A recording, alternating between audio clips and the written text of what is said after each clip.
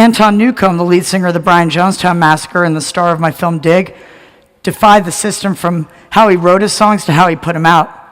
Greatest rock and roll documentary of all time. People look at you today, 20 years later, and they still have no idea what you're about. Tell me in a sentence who you are. Nobody. I'm nobody.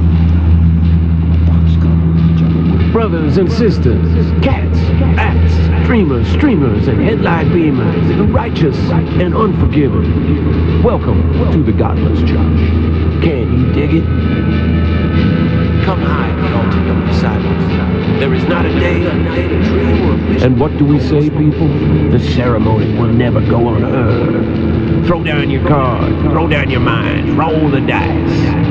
You know the commandments. You know the rules, brothers and sisters. Tune in, turn it up, drop out. Can you dig it? Can you dig it? Behold the voices of the ceremony.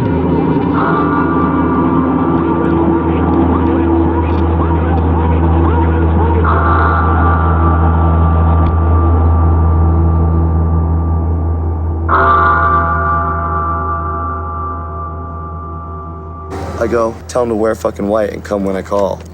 Hi, David. How we doing? I'm good. How are you? Welcome to the Cult of GlassOnion. This is the Voices of the Ceremony. How are you feeling? Feeling all right. Happy to be here. Thank you. Is Ondi around? I don't know. I am. Hello. Right.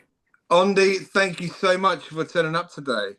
It's fantastic to meet both of you. We just had a very long chat about life. I want to talk to you about DIGXX. Perfect. Yeah. Which is coming out. I've got all these questions, and we've got to get through this very quickly. And what I want to ask you first and foremost, when you was doing Dig, did you ever feel like you wanted to throw in the towel? Oh, sure.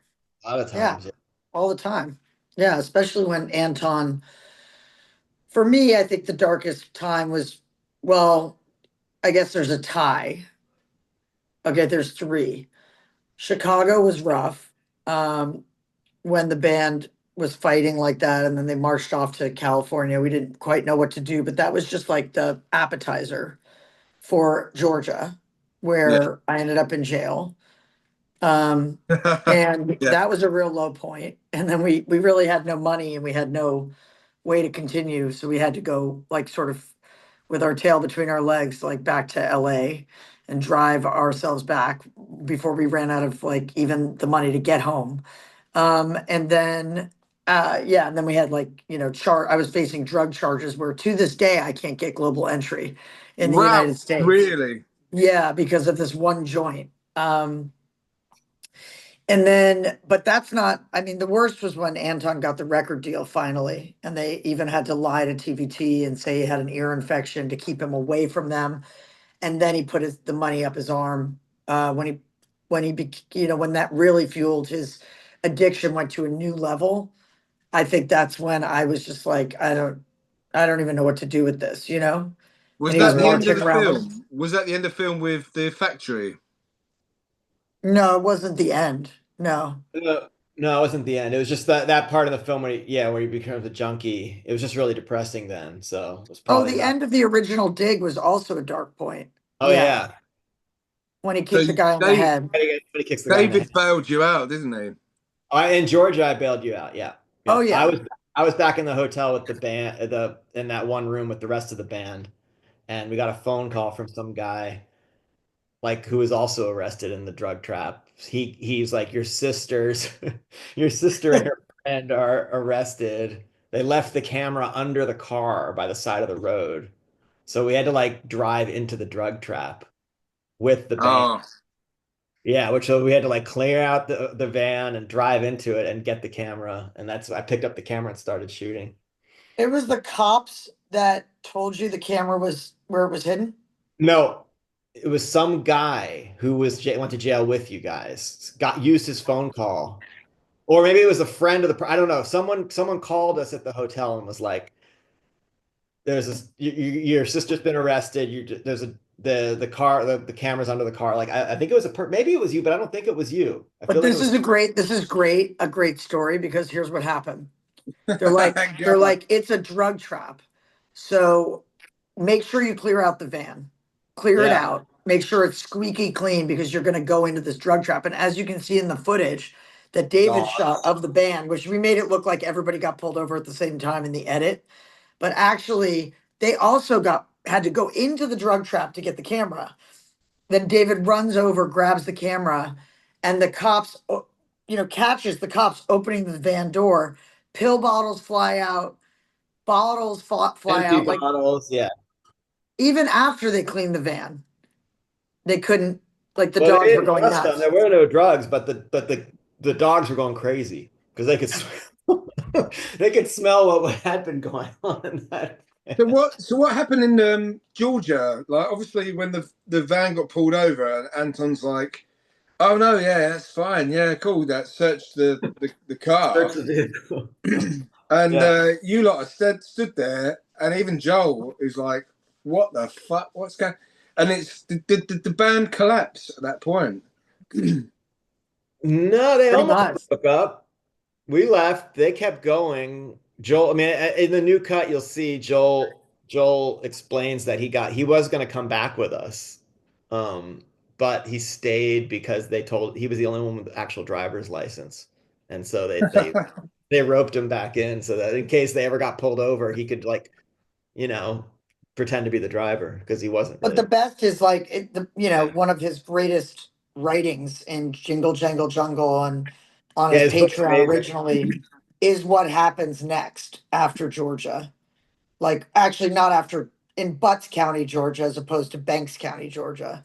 Once they continue, the van, breaks in Butts County, Georgia. And then it breaks down like in a gas station. And it's amazing writing. Actually, it was part Yeah, of why I love that that was the tactic. So inspiration for the voiceover yeah. was So his guys, writing. I just want to ask, like, where you've come from Yale to end up with the Brian Jonestown Massacre on tour, and it's like it's the complete, the reverse of worlds that meet. I mean, I know you was doing 10 bands, you wanted to do the cut and all that sort of stuff, and then Anton obviously he overtook everything that was going on. It was like, this is my film now.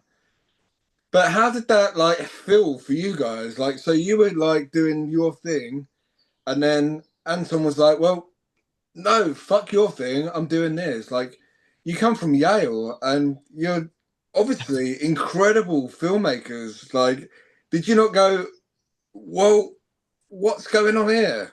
Like, what happened? He was such a compelling character. It was like, well, we were already shooting bands, and so it wasn't like, it wasn't that different. It was just a different band, but the band was so great, and so like they jumped off the screen. So the material was amazing. There was no way we were going to be like, how dare you say you're going to take over our documentary? We're going to go film these people who are way less interesting than you. Of course we're going to go with him.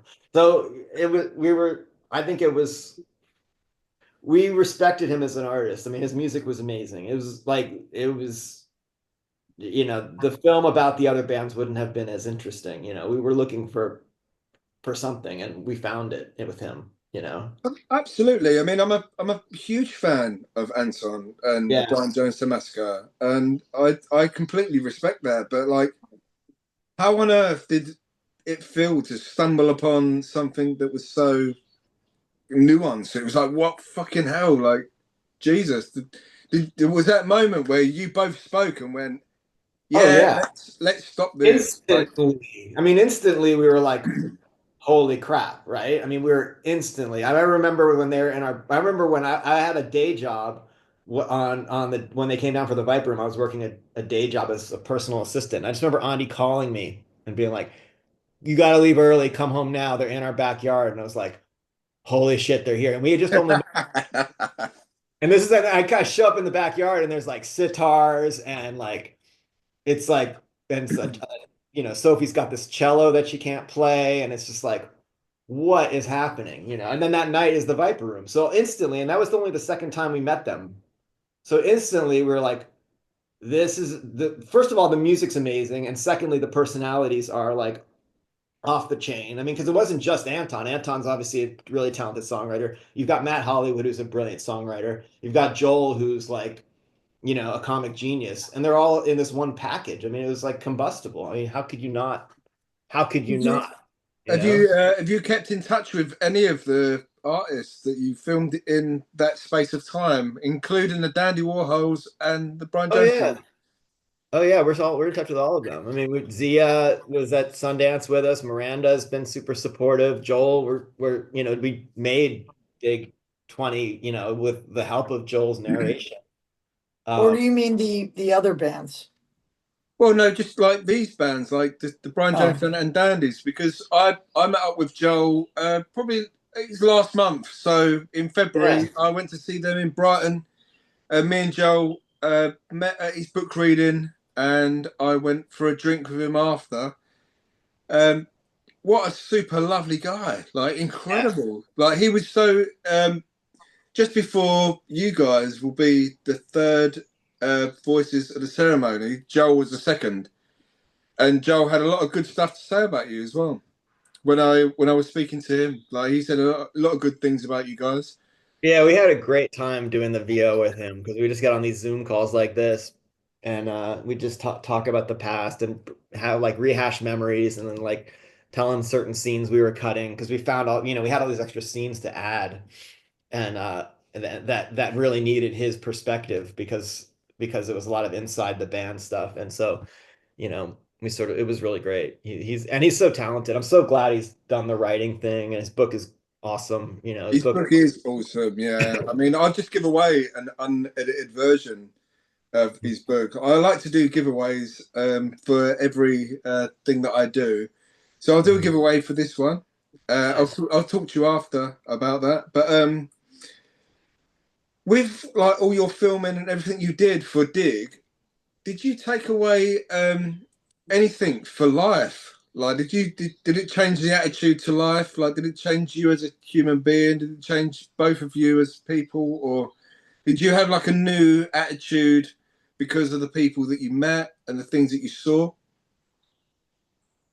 I think it just gave me a sense of, I know being with Anton and Courtney and the way we kind of all came up together, their general attitude gave me a lot of inspiration that I could do whatever I wanted to do and that I should do whatever I wanted to do and that I should follow whatever I thought we should do. And I think both of us felt like, yeah, like we were living a sort of a rock and roll dream with them in a way. It was a different dream. It was more gritty maybe than, an almost famous type of dream, but it was this feeling of like it's all of us together and we're just gonna live this life right now and it's all about right now, right here, right now. And that was very sweet. Like when I think about coming of age myself, I think of this time, working on DIGXX with David now, this last year was so fun to come back together as siblings because when we were, in the car on that tour and arrested and all that jazz, we were like 25, 26 years old, and 20, yeah, 3, yeah.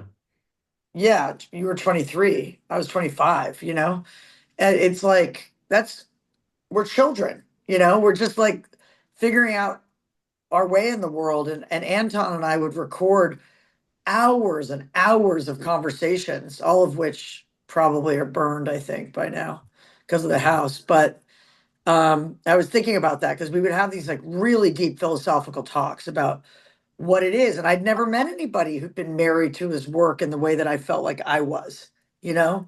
I think we both felt like a lot of validation in just how each of us approached.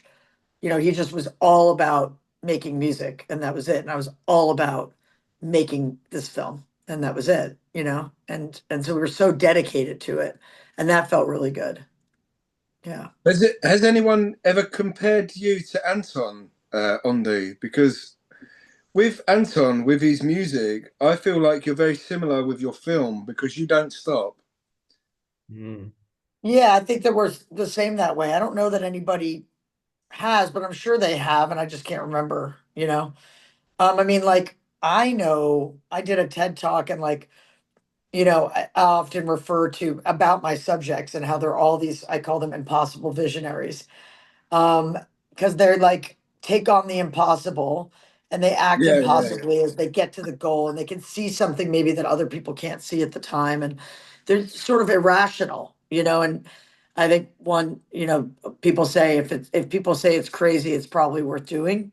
It's that kind of notion of like it's those people that push the edge, right? It's those people that challenge the rest of us and say, and give the rest of us permission to kind of pursue these things that otherwise seem impossible because they haven't been done before. And so they're pushing the edges of society forward. And I do feel like I'm one of them, like I've had to come to admit, because it's not necessarily a nice term. I mean, it's a nice way of saying, um, an impossible person. You know what I mean? Like I'm one of these people that I have this vision, I just go for it, and it's sometimes that I have written this in a script recently, but tenacity is a double-edged sword. You see it gets Anton into trouble.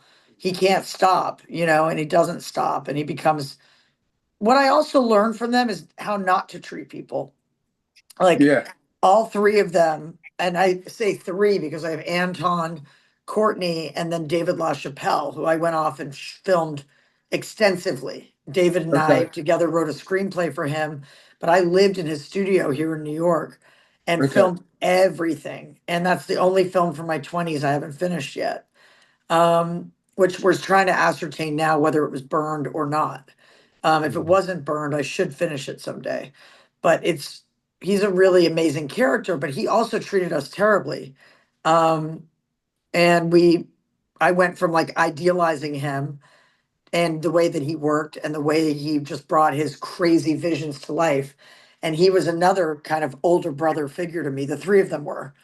And then each one of them was disappointing in the way that they did human relations, you know?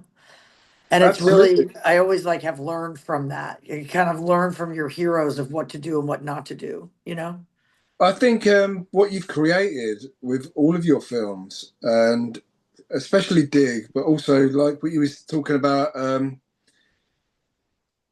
the film about your dad, and everything's really personal. Everything's really personal, and the film that's got your sister, all God's children, it's so honest. And these artists that are trying to be honest, they are on the same level. And that's why I was asking if did you take something away like back in your early 20s that made you think, yeah, I need to be super honest. I need to be super. I need to do this because it's kind of very fly on the wall, but also there's no fucks given. Like if this is it, if you don't like it, and that's why you've won so many awards. You've won so many awards, both of you, and that is incredible. Like when I watch your film, it's you can't deny that you deserve everything that you've got. Like it's to me, I was saying to David just before we come in here in the waiting room, I'm very nervous to talk to both of you because you are an incredible duo that made great films that really speak to a lot of people. And to me, I've never done really anything like that. So people like me who are inspired by that, do you feel that maybe you are like speaking for a lot of people?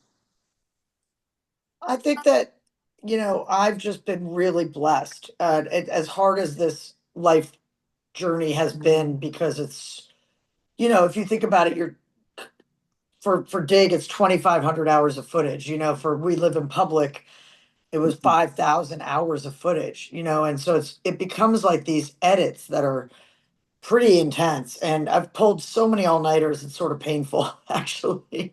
No, of To course, yeah. what? Of course, yeah, yeah. You've Yeah, so you've done many. I mean, I you've like lived more it. than like I think I pulled like over 400 all-nighters editing We Live in Public. And it's just one of those things, sort of like you with your band back in the day, of feeling like you're invincible or that you're never going to get old, you know? And here I am, like I'm probably 5 years older than I actually am because I've been up for that long, working on stuff. David and I used to tag team edit day and night around the clock because we'd have enough money for 7 days of an editing system and we just needed to knock out an entire piece during that time. So like pretty unhealthy lifestyle, but amazing to be able to learn right at the front, like have a front row seat at wherever we want to be learning. You know, that's the great thing about being a documentary filmmaker, and is that you just get to go like, okay, I'm going to look at this now. You know, like right now I'm making a movie about a secret, sort of a secret government organization inside Germany that pursues the very last Nazis. Like, what an amazing thing to access, you know? And the next thing I know, I'm in this concentration camp that was the first concentration camp the Germans built outside of Germany. And I'm getting to film inside the office of the real person who's facing a trial from 80 years from crimes she was part of 80 years before. Things like that, that you're just like, how did I end up here? You know, but it's such a blessed thing. It's like, it's such an honor and a privilege to be able, like, even you mentioned All God's Children, you know, the new film about my sister, our sister, the rabbi, and her partnership at this Black Baptist church. I mean, to be allowed in with a camera when people are facing their own deepest prejudices and anti-Semitism that they didn't know they even had, and racism that they didn't even know they had, and plowing the depths of, it's like that kind of trust, you know, and being able to learn at that proximity, and then, you know, to struggle to like make that understandable to audiences is my work. It's like my life's work, you know, Well, and it's actually, this is what I was saying. Like, you managed to be able to like plug into different people in different scenarios all the time, but it's real life. It's yeah. super real life, and you won the same award that Werner Herzog won, um, Yes. Yeah. Just and recently, that actually. And absolutely, Terry Gilliam, me, Werner, and and that oh is my what was it? The God, Savant Award, was it? Cinema Savant, which is a pretty funny name because Yeah, the Savant everybody man, everybody like in my that. family jokes with me that I'm like pretty um I'm just like not fit for the outside world except for making films, right, David? Like I can't even do a drive through. I mean, I don't even, you know. So savant is kind of funny because it kind of means like genius and it kind of means idiot at the same time, right? For you Whatever, yeah. guys to do Dig 20, I'm not joking. When Dig come out, it was fucking phenomenal. It was fire. It set the world on fire, especially in Britain as well. Like, because I'm here. And I remember it coming out, and I was like, what the fuck is this? This is incredible. It inspired bands beyond fucking bands. It did. And you guys are really responsible for that. So you should be really proud of that. And I really, really hope you are proud of that. And I can't wait to Well, see Dig 20. you know, And Mitch, like a big part of the inspiration for making Dig Double X was, or Dig 20, as you say, was to bring it to the next generation, you know, to bring something new, to bring fans context that they've never seen before. Like, why did the Viper Room happen? Now you're going to get to see everything that led up to that, you know, or you'll see that Joel, you know, cameoed on the Gilmore Girls afterwards. Like, of you course, know, yeah. and like they spoofed it word for word. And so like how Dig impacted our culture is part of that story as well. And you'll see more of us actually as filmmakers telling the story and following the story. And then you know that's been the thing, and having Joel narrate it allowed us to really balance the scales between the bands and bring the audience into the Brian Jonestown massacre as much as we are privy to the thoughts of the Dandy Warhols via Courtney Taylor. So it's kind of like this really cool, I don't know, like it's a new film, and David did such a masterful job of editing this version. It's like taking the old film and then imagine it just being dusted up and made really pretty, and then 40 minutes seamlessly like interspersed throughout. So you're just kind of experiencing a whole new version. And then the last 20 years is the last 10 minutes of the film. And so it's like ends on a much more dynamic note even than the kick in the head, and a more positive note as well. So we're really happy with it. The response has been so great, and our hope is that like fans like yourself of Dig are going to find it super awesome to everybody's loved Dig seems to think that this one's even better. But then like kids are part of it, Yeah, like kids today 2-year-olds can will watch it and like as if it's a new film, you I know. mean, I'm doing this now with my stepchildren. I'm like, you need to watch this film. It will change your life. Like really, like you need to watch it. Like because they're into bands. I'm like, you need to just watch this. This will just change your life. It changed my life. It changed the band members in my life and my friends and everyone I grew up with. When we watched Dig, it was like, wow, fucking hell! Someone actually told it how it is, and that is it. Like when you watch it, you go, we're not different. We're not different to fucking anyone else. We are that band and we can do it and we can fucking be there and we can, and that's what is so important.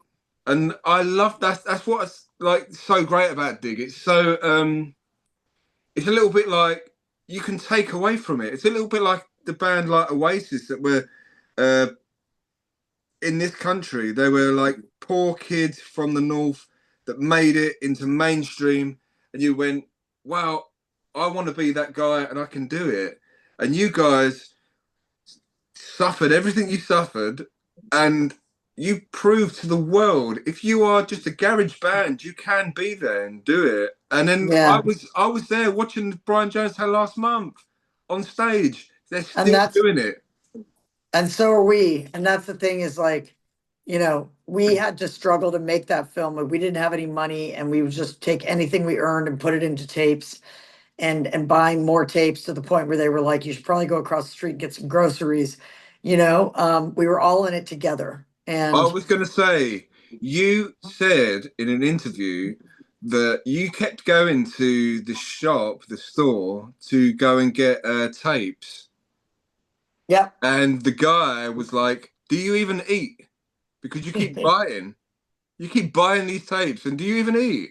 And I you just remember kept, that, yeah, that tape shop. That certain days they'd have like little pieces of bagels there, and we'd always try to time it so we could get the bagels when they get.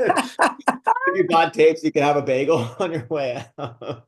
Yeah, it honestly, was you very guys. DIY. I guess my point is we all scrapped it together and we all did it and stuck to our guns. And the real question of the film was, can you maintain your integrity and reach a mass audience? Because it was all so cheesy being in LA and seeing how things were getting distorted by the industry, and great stories like the one we just made at Yale about a woman in prison was getting turned into like this stupid kind of over dramatized, sensationalized, cheesy TV movie. And we were like, wait, this can't be how it is. Is this how it's going to be our whole lives? And so we started this project to answer that question. And the happy ending of Dig is that it came out exactly how we wanted it to.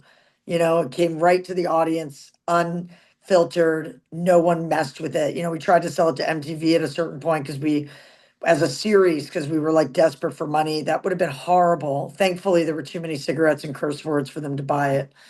Yeah, We got to come out with it, and now we have this anthem for artists that we always dreamed to have that says, yeah, you can do it.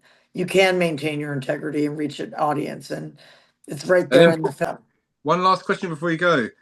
I know that obviously you've gone through the heartache of everything that's burnt down, like with your home and stuff. And you said that you had a picture of David Bowie when you walked through the door Yeah. that inspired you every single day to evolve and change.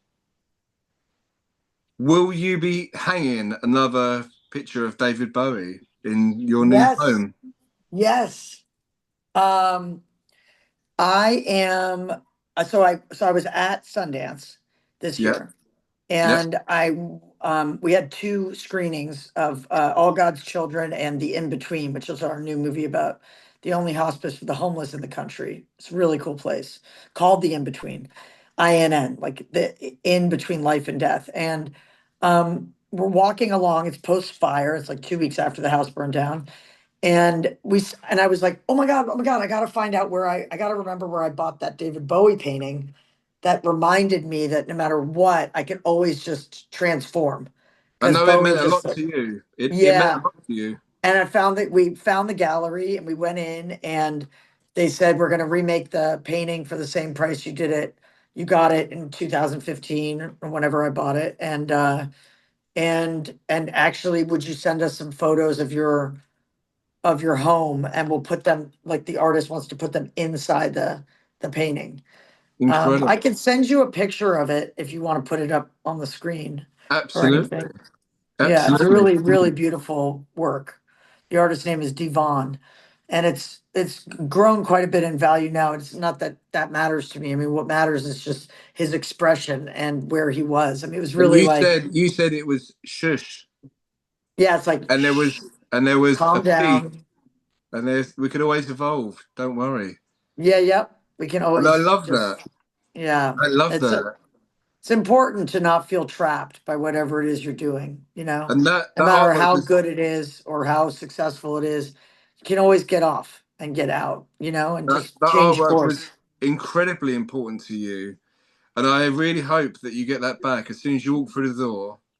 And you Thank you. Thank and you. it's because you've always produced such great stuff. And I think that when I think of Ondi walking through her door going, shush, it's okay. There's always Yeah. something more. Thank you Yeah. for your time, Ondi. I mean, I know Thank you're you. busy. I mean, Yeah. I just have a I Zoom could that ask you a started million, 6 minutes ago. I could ask you a million other questions, but I'm not going to keep you here. So Well, thank you maybe for, we can do another quick one when you've Yeah, we can seen do Dig a Double follow-up X. after you see it. Yeah. Because I bet you're right. gonna have a lot to say. And David doesn't necessarily have to leave the second I have to. So, That's okay. um, Thank you, yeah. Andy. Thank you Okay, you very much. guys. Bye, Thank Mwah. Andy. See you. you in Thank you. Thank you, Miami. Mitch. Enjoy Dig Double X. Take those stepchildren to the movies on the 25th. I will. It's Yeah, a I one yeah. night only will. across the UK. I will. I And will. Yeah, let Don't and you yeah. let worry. Dogwolf know to send you a copy. Yeah, that too. But still, take the kids to the movies. Of course I will. Thank you. Okay. Bye, you guys. Thanks. Thank you. Great seeing Thanks, you, Bye. Andy. David. Thank you. Thank you. Bye. Bye. Bye. Hey, David. Hey, man. You good? Do you have any other questions, or do you want to I've read? got like all this stuff here. I just wrote down like just stuff that I really wanted to like go through, but I've gone through a lot of it. But Yeah. in terms of the Melbourne disaster, Oh yeah, yeah. like how did that end up in the new film? Oh yeah. So here's what happened. We basically like. Oh man, I don't know. I don't want to give too much away about how the film ended, but we had we were basically done. We thought we were done. Because we sort of did the new version ends with a sort of a catch up to now. We fast forward to now and we sort of do a where are they now with everybody and what's everybody's up to. Yeah, yeah, And and we had already this amazing footage of the two bands together, the two bands playing a gig together, which is amazing. Um, and so we were going to sort of end it with this, moment of them coming back together.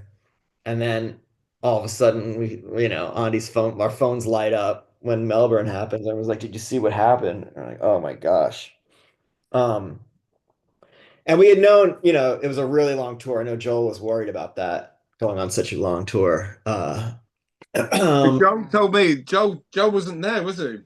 No, he had just left, and I don't even know. We have a theory that it wouldn't have happened maybe if Joel was there because Joel sort of mediates Anton. I mean, but who knows, right? Anyway, so yeah, so we got that footage and we're like, of course we had to put it in, and I think it's kind of better in a way because the film without it, it sort of is like it's a little bit like Kumbaya, a little bit like everything's good now and, but this is real, right? This happened, and everything is good now, and this happens. That's what I'm saying. Like that's the Jonestown. Like that's Anton. He rides the edge, and sometimes shit happens. and it's Of okay, course. you know? Of course, yeah. Yeah.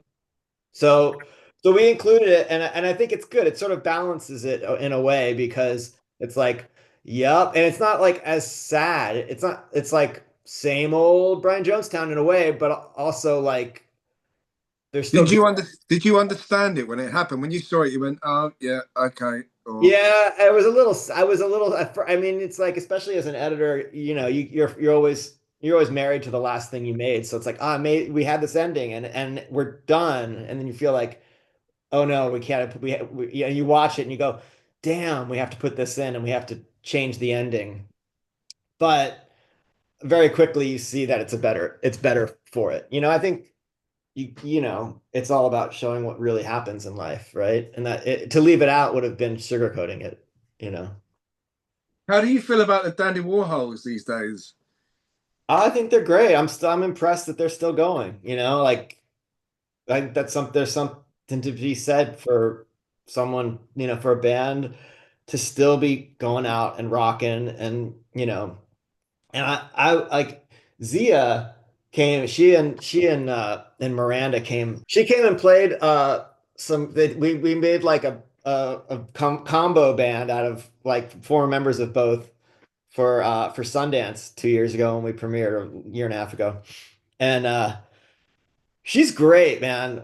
Like she is evolved as an artist. Like she was singing and playing guitar, and you know, for someone, you know, like I'm really impressed by her. And I haven't had much contact with Courtney and Peter, you know, but Eric Hedford, the original drummer, has been super supportive, and I think they're a great band. I mean, I love both bands. I think I'd be fans of both bands if I hadn't made a documentary about them, you know? Absolutely. Yeah. Did you have any contact with Peter Hayes after he left? I haven't. I haven't. No, I haven't. And we tried to reach out to him and we didn't hear back around this version. I haven't. But yeah, I mean it's funny though. For a minute there, his daughter was in the same school as my kids, the same elementary. Wow. Yeah, so like my wife was on a she was on like a field trip once as a chaperone, and he was one of the chaperones. Can you imagine? Like chaperone. Like that happened, yeah. And it was a nightmare field trip. It was one of those field trips where you know, in LA you never know what the weather's going to be like. So Wow. they're going out, and it was like ended up being like 100 degrees or like 30 whatever Celsius or something, and like you know everybody's dying of sweat, and there's no AC in the school bus, and Peter Hayes is there. I just want to talk to you quickly about this comment. It's Yeah. from it's from Anton, and I love it. Okay. And you've reiterated this a few times. Yeah. It doesn't matter if your friends are retarded and everyone thinks you're insane. As long as you don't give up, you can do anything you want. Yeah, we put that in this version of the film. That might be in the trailer. Yeah, because that wasn't in the first version. It was an extent. Yeah, I love that. He also has another quote, and he goes, and then that didn't make this version, but I loved it. There's just no way to say it. And he goes, you can do anything you want. He's like, do whatever you want. And if you don't do whatever you want, fuck you. It's like it's like it's like Super cool. That is yeah, that it's is like it. it's not only are you free, but you're freaking mandated to exercise your freedom, or you don't deserve to be fucking free, is basically what he's saying, you know? David, you should be incredibly proud that it reached, I would say, millions of people, to inspire them to be in bands and want to be as cool as these guys that you spent 7 years with.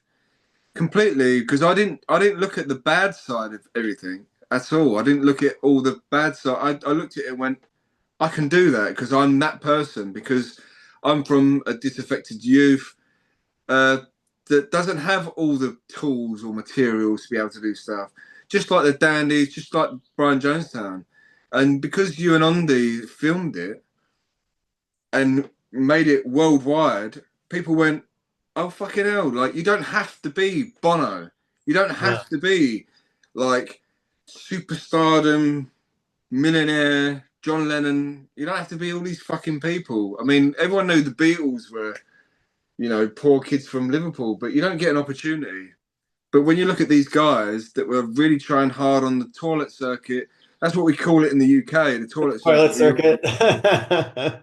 Yeah, but that's what you call it in the UK. Like the Yeah. toilet circuit is you play every bar and pub and everything going in between, and you know every promoter and you promote and you do everything.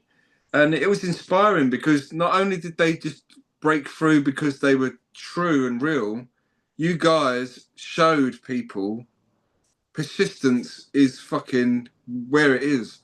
It is. It really is. Just keep going. Don't stop. But also, as long as you believe in the thing you're doing, don't waste your time being persistent about something that isn't true to you, But if it feels right, Absolutely, yeah. true, then like keep going because like it'll feel, like working on Dig. Yeah, cutting this new version of Dig was really hard. It was really hard technically because of all the old footage and getting it in and figuring it out and how to make it work together. But I love the footage so much that it didn't even feel like a job. It was easy to be persistent about that. It was like, well, this is my baby. So it felt great. I loved cutting it. It made me laugh. I was laughing the whole time, and smiling. Do you look back at your life and think, I'm really glad that I made that film? Oh my gosh, yeah. Oh yeah. I mean, it's a joy for me. It's like one of my children, It's like and it's I still and it's like I have a 25-year-old son and he's a fan of the film. And sometimes, I'll quote the film to him, like he came home when we're burned out of our house and like we have a two-bedroom and so the room that he's sleeping in is also where I'm working. And what did he say to me the other day? He goes, uh, it'd really be nice to have a door that I can close. That's You know, Joel. yeah, That's exactly. Joel. Yeah. So the fact that I had a hand in creating something with all these hilarious quotable moments, and I'm like Joel, like our dream was for Joel to become like a comic genius. I mean, it's comic genius, but to be recognized as a comic genius, and I think he has to a certain extent. And he got on Gilmore Girls, so so score one for Well, Joel. when I had a drink with him, like he did show like some really humane things to me. He's like, I don't want to be known as like the cool jester. Um, I am an artist and I'm an author, and I really felt him in that moment, and I thought, Mhm. well, like you are. I mean, I always see him as a star icon and also like a rock star, but a lot Mhm. of people see him as like this like funny guy. But Yeah. but when you read his book, you know that it's so it's he's trying to tell his story, and he's such a fucking great guy. And he's Mhm. just a complete individual where he needs to just be respected as his own. And that's what I said to him. Like, I don't want to say you're the Brian Jonestown. I want to say you're Joel Guillaume. Do you know what I mean? Yeah. Absolutely. And Yeah. it's No, one he of is. them. And I know Yeah. that he's come on for Dig XX Oh to yeah. No, do from you the see, yeah, generation. he's half the voiceover. He interrupts Courtney in the beginning. I mean, maybe you've seen the trailer. He interrupts Courtney's Yeah, he voiceover. does. He goes, Yeah. "Oh, sorry, that's me in the Yeah. frame." It's great. And it was like it was such like that's the thing. This version, so many things fell into place. Joel coming on fell into place. Um, the fact that the bands reunited on stage for the first time in 10 years just happened to reunite, that fell into place. Everything just like the world wanted this version of it's like it completes a circle. I really hope Anton sees this version because I know, like you say, it's hard for you to watch that documentary that was made about you because of what you were like back then. And I can imagine the first version of Dig is really hard for Anton to watch because there's a lot of, him spiraling. But I feel like there's a lot of redemption in this one, and I hope he watches it because I'm still a fan, even if he says horrible things about me and my sister. Well, I was going to say, well, I was hoping that Ondi would be here for this, but Yeah. And also you're welcome to reschedule after you watch it. And she was into it, so whatever. But yeah. no, I was just gonna ask you, David, that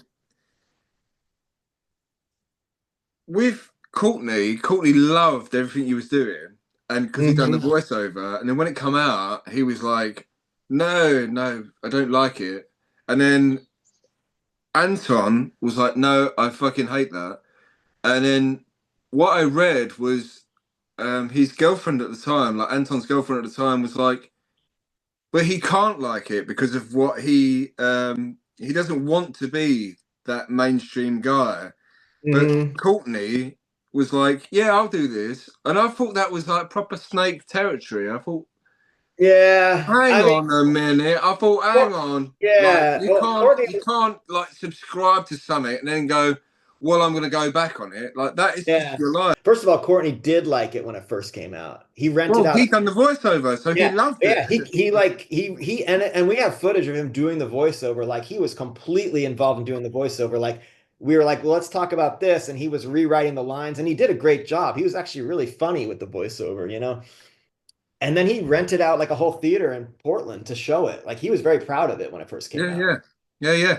So he turned on it at some point. I don't know. I think you know, Audie says she thinks it's because, you know, he doesn't want to be the guy jumping around in his blue underwear, excited. You know, he wants to have the mystique of the lead slip.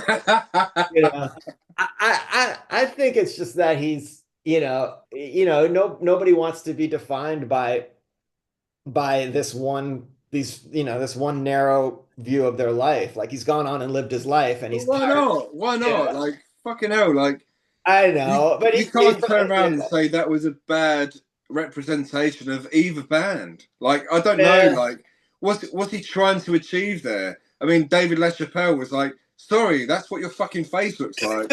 I love that. That part's Like so you funny. must be insane. You must be like he's given a whole. I want to be Amadeus. It's like, Yeah. well, you fucking are. Do you know what I mean? Like, what are you doing? Like, this is a representation of your band, and that's fine, and that's good, and all of it's really great. I mean, the Dandy Warhols are not a shit band. No. They're not a horrible band. They're not a shit band. They're great musicians, and that Yeah. music video is great. Although it might be contrived, that's fine, but that's the way they want to go down. And David Yeah. LaChapelle, I wouldn't turn down a photo shoot or a handshake from David LaChapelle. Hmm. And then you've got Courtney Taylor going, no, get rid of it, and shouting his fucking mouth off, going, I don't look like this. So what? So what truly happened? What truly happened during that David LaChapelle thing? That's what happened. That's what happened. It's exactly what happened. I mean, Courtney bait and switched him, and I guess he did the same thing with the documentary, right? You know, he said, "Oh yeah, I love this documentary," and then he said, "Oh no, no." I mean, I don't know. You know, I think, and also I think that's part of the rock thing. Like you don't want to be too much in support of this thing that's supporting you. It's like much more rock and roll to be like, this is unauthorized. But I don't think any band comes off really bad in that. I mean, I think you and Andy done a really good job. Like where I think you've done both the bands justice, where Yeah. they'll live forever with cult prosperity. And I think that's fucking incredible. If you can have like a cult status in Yeah. anything, like like I said, I'm a massive With Now and I fan. That fucking Mhm. film, no one gives a fuck about that film. No one really cares about that film, but the only people that care about it are people that get it. Yeah. And they love it. And they And care a they lot love about it it. and they can Yeah. quote it. Yeah. I could probably tell you that hour and a half dialogue the whole Every film away line. for it Yeah. because I love it. I And need to turn the subtitles on for it because as an American, I can't understand half of it. there's a million there's a million people that would love to be where the Dandies and the Brian Jonestown are, especially after the film. Yeah. One last question, David, before we go. Yeah. Yeah. What's next? What's next? Oh my gosh. I don't know, just getting DIGXX out. I don't know. I don't know. What's next? My head is so much about like this fire and recovering from the fire. Um, so I have a day job and it's not as exciting as, whoa, it's raining really hard here in California right now. Oh, I think that's hail. We're having hail. Oh, the gods are coming down. Yeah, look at that. We're having like hard hail. But what's next? You know, I don't really have there's okay. What we would love to do an animated uh version, basically taking like inspired by Joel's book, taking Dig and taking these episodes that we weren't Jingle, there jangle, for. jungle. Yeah, but so these episodes that we weren't there for, we start with the part that's in Dig, and then we go into like animation. Like I don't know if you've seen Midnight Gospel or Tales from the Tour Bus or any of that stuff, and go into like some psychedelic animation.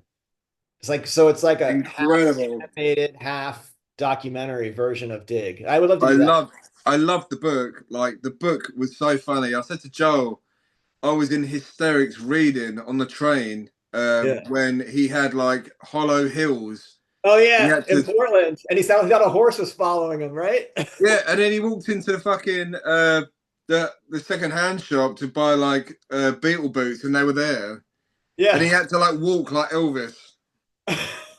Like the Elvis plate, like the Elvis commemorative plate. He was like, yeah, I Yeah, had to yeah. walk through the shop like this because I didn't want these punks to fucking think I was like some weird guy.